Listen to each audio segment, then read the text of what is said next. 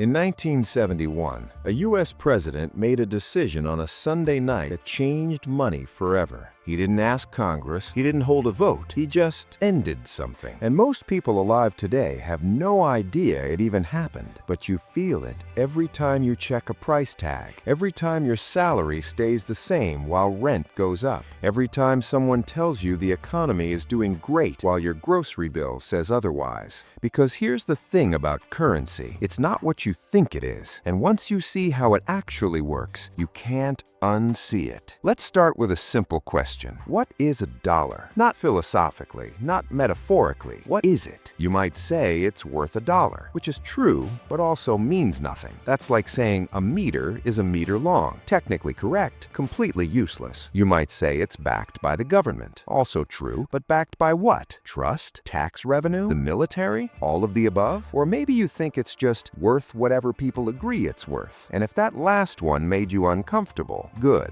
because that's closer to the truth than most people want to admit. Right now, inflation is a daily conversation. Prices feel unpredictable, savings feel fragile, and everyone from economists to influencers has an opinion on what money should do. But very few people stop to ask what money actually is. So let's fix that. For most of modern history, money wasn't abstract. It was tied to something physical, usually gold. This system, called the gold standard, worked like this. Every dollar in circulation was technically a claim on a specific amount of gold held by the government. You could, in theory, walk into a bank and trade your paper money for actual gold. Most people didn't. But the option mattered. It meant the government couldn't just print unlimited money because every new dollar required more gold in the vault. And gold is finite. You can't just create it. You have to dig it out of the ground, 1 ounce at a time. This created a natural limit, a ceiling,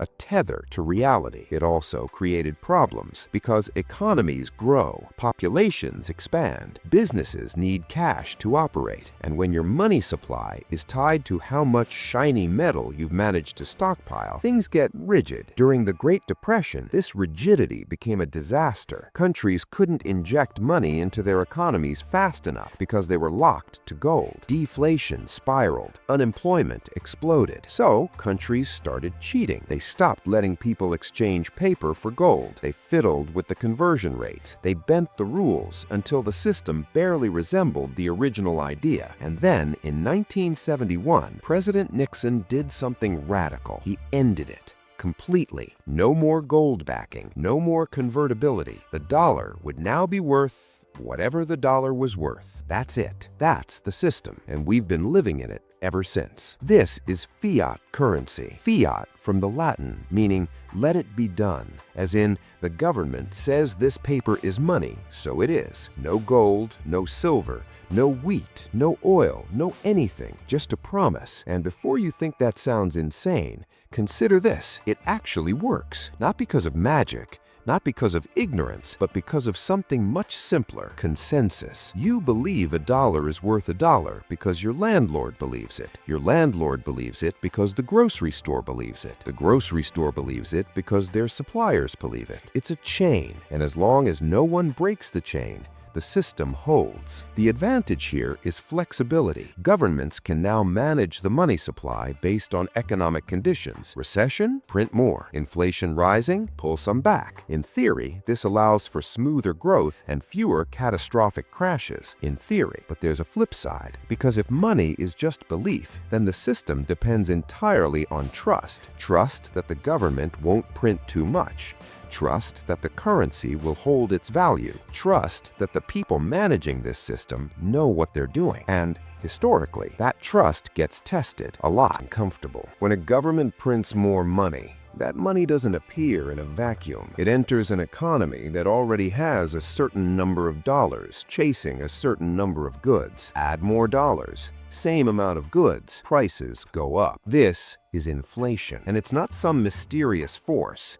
It's math. Let's say there are 100 apples and $100 in an economy. Each apple costs $1. Now the government prints 100 more dollars. There are still only 100 apples, but now there are $200 competing for them. What happens? Each apple now costs $2. Your money didn't disappear, but it buys half as much. This is why inflation is sometimes called an invisible tax, because it quietly reduces the purchasing power of every dollar you own. Without anyone passing a bill, governments kind of need inflation. Not runaway inflation, not hyperinflation, but a little bit of inflation consistently every year. Why? Because modern economies run on debt. Governments borrow, businesses borrow, people borrow, and debt becomes easier to pay back when the currency is worth slightly less over time. If you borrowed $100 10 years ago and inflation averaged 2% per year, that debt is now functionally cheaper to repay. You're paying it back with money that's worth less than the money you borrowed. This is great if you're a borrower, less great if you're a saver. Which brings us to a question no one likes to ask.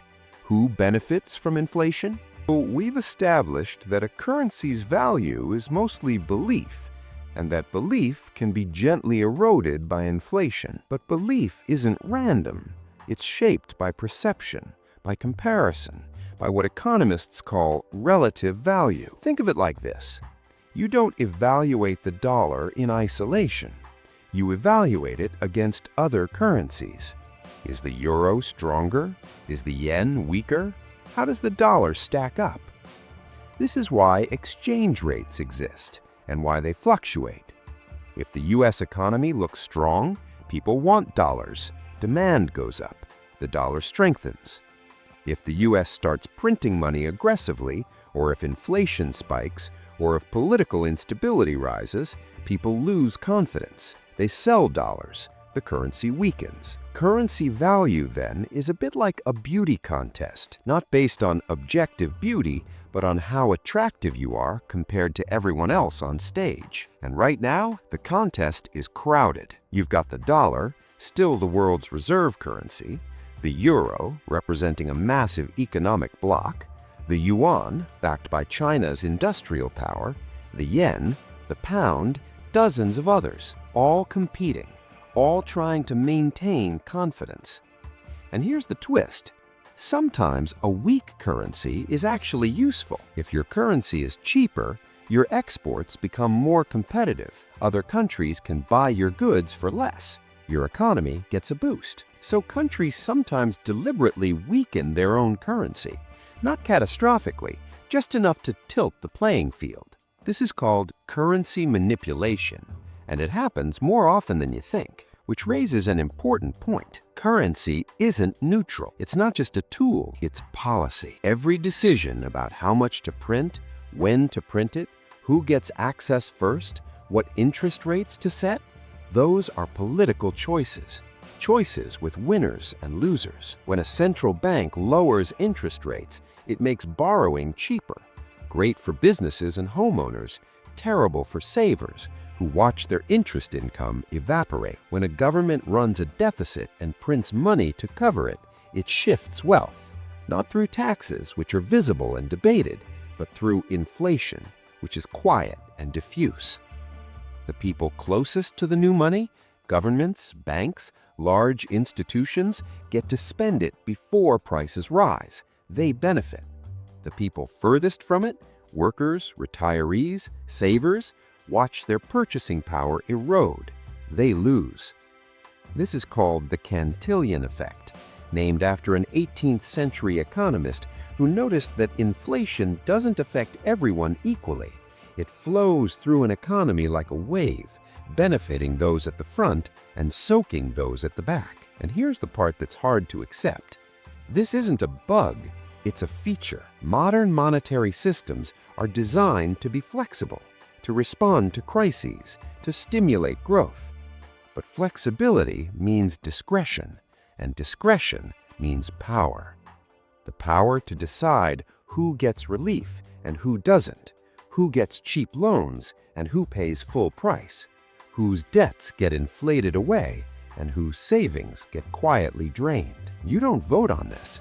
You don't get a say. You just live with it. So here's where we are.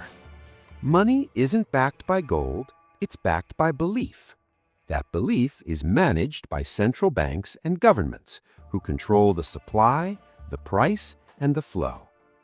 Inflation isn't an accident, it's a policy choice, sometimes intentional, sometimes a side effect, always political. And currency value? It's relative, a beauty contest, a confidence game played on a global stage. None of this is secret. It's taught in economics classes. It's written in textbooks. But it's rarely explained in plain language, rarely framed as the choice it actually is. Because once you see money as policy, you start asking different questions.